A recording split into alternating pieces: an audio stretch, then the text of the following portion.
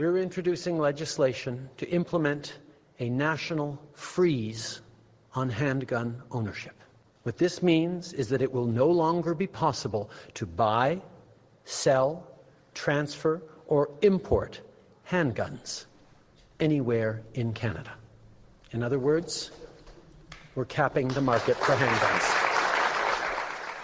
That is the announcement made yesterday by Prime Minister Trudeau and Public Safety Minister Marco Mendicino, who will be joining us, by the way, at 5:20 today. And that announcement seems to have been well received by gun control advocates, which is not usually the norm, right? We're used to hearing that they're disappointed. But our next guest says this bill is the most promising legislation since the long gun registry was abolished in 2012. Let's bring on NATHALIE Provost, who is a spokesperson for Police Souvient. She's also a survivor of the Polytechnique massacre. Thank you for your time today, NATHALIE. Bonjour. Bonjour. Thank you for joining us today, NATHALIE. What was your reaction to this announcement yesterday? Oh, we were so proud. It's a real leadership we're seeing. That was there in front of us in Ottawa. So it was very good news for all of us advocates for a better gun control. There were the women's group with us. There were the families of Danforth, of some others, mass shooting in Canada. So it was a great day because we were a bit. We didn't understand why there was no great leadership in Ottawa, and if you read the promises made by Mr. Trudeau since his election in 2015, we hoped there will be something strong, and now we think they're there. They are on the road, and they will work for our safety in Canada regarding gun violence. Can I just ask, with respect to this, because there's so many elements to this bill, and I know the big one probably is this idea, as you mentioned back in 2015, it was a voluntary buyback. Now it's a mandatory buyback. Is that the biggest part of this that you're pleased with, or are there other things as well? Oh, there's many things. The mandatory buyback was just last year in Bill C-71, if I remember correctly. No, it was C-21. Okay. And that was mandatory. That was a voluntary buyback. But now, and we knew they would go there since the last election campaign, they are creating a mandatory buyback program for assault-style weapons. But what is also a great victory for us, for gun control advocates, is that they assume fully their leadership regarding gun control for each type of gun. So they are proposing a freeze on handguns at a federal level. And for us, it's very important. We asked for that leadership, and now we see it, and the Prime Minister himself got involved in it. Nathalie, I mentioned off the top, that this announcement has been so well received by gun control advocates like yourself, and that's not usually the norm, right? Like normally there's disappointment. I've spoken to you in the past when you felt like announcements just simply didn't go far enough. Why do you think now they are going farther? What do you think has attributed? What caused this shift? What changed? I think that Mr. Mendicino and his team made a great job. First, we were listened at. There was real consultation, stronger consultation than what we had in 2016 and 17 and 18 with Mr. Goodale, and stronger than what has been done with Bill Blair. So we were listened at, and we felt that there was a genuine will to understand why we are requesting those strategy in a gun control bill, and for the first time in a long since the Liberal election, we have the impression that now they understand what they have to do, and they are willing to do this. the bill now is not perfect.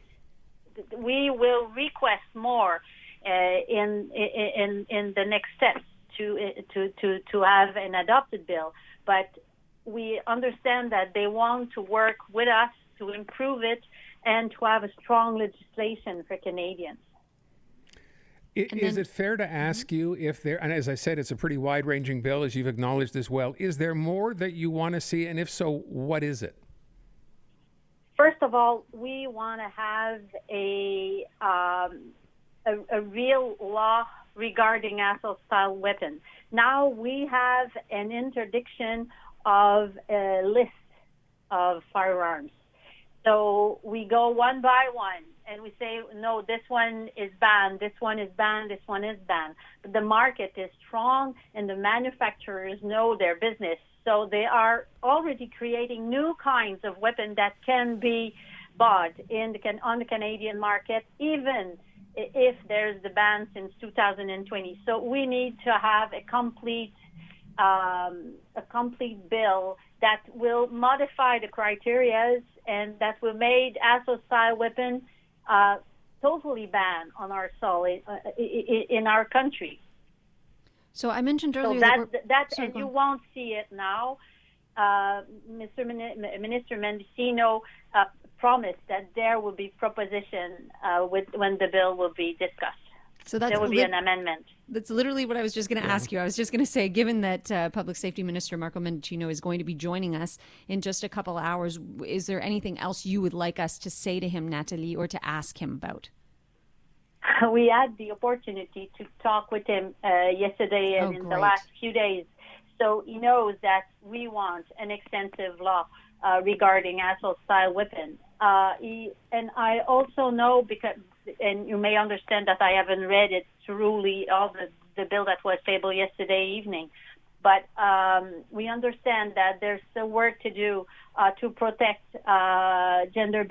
women against gender-based violence. So we will find what can be improvable, and we will tell them in order to have a strong legislation. And in those conversations with the minister, do you have the impression that they are ready to move forward when it comes to extensive laws on automatic weapons and protecting women against gender-based violence? Yes. If we haven't seen the genuine will to be there, to go there, we wouldn't have been with him yesterday. It was clear for us. You know, I'm wondering something you just said that struck me. Yeah, no, that's okay. Something you just said that struck me as interesting. This idea that of the 1,500 assault-style weapons are going to be involved in this buyback program. You're right.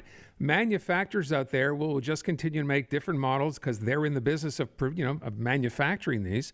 How can the government ever stop when new models come out that are not necessarily part of the original list? They're going to have to update this every month, every year. Well, what has to happen? How about no new models? How about that? Well, yeah, but can you stop someone from actually going ahead and doing that? I mean, because there will be some cases where they want to sell to the military and they're perfectly allowed to. So I'm wondering, Nathalie, what happens? That's a very difficult issue, and we will be there to find ways. But we need to find the good criteria in order to define what is an assault-style weapon and what is acceptable and what is not. And it will be a difficult issue. We know that. But we have to go there if we want to remove this type of weapon from our streets. Okay. Just before we let you go, Nathalie, I'd love to know how you feel personally to see that change is really happening, that you're making a difference. Oh, it's a strange feeling, you know. I was involved in the very, very first days in 1990, but, I was shot, and it's a long time to recover and to fully recover. It took me 15 to 20 years in order to be able to stand up and to be an advocate. I really, really worked with those of Police Souvient, began to work with those of Police Souvient only in 2009 at the 20th anniversary. And since then, sadly, I've always been, it's always been a lot of deception. I don't know if it's an English word. Disappointment. Disappointment. So yesterday I was really happy because we've met with Mr. Trudeau in 2014 when he was nominated chief of the Liberal Party, and we know I really believe he wants to act on gun violence, but we've never saw his leadership, and because I've seen it yesterday, I'm really happy. But we have a lot of work to do, and I will celebrate when it will be done.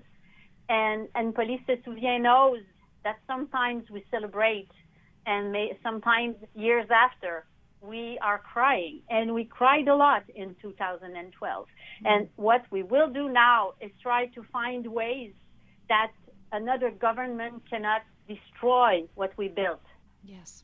Wow, incredibly well said. And I think for everybody in that same sort of camp with you, this is a very, very happy day based on what we heard from the government yesterday. But you're right. It's one thing to say it. It's another thing to do it. Let's hope that follow through is there.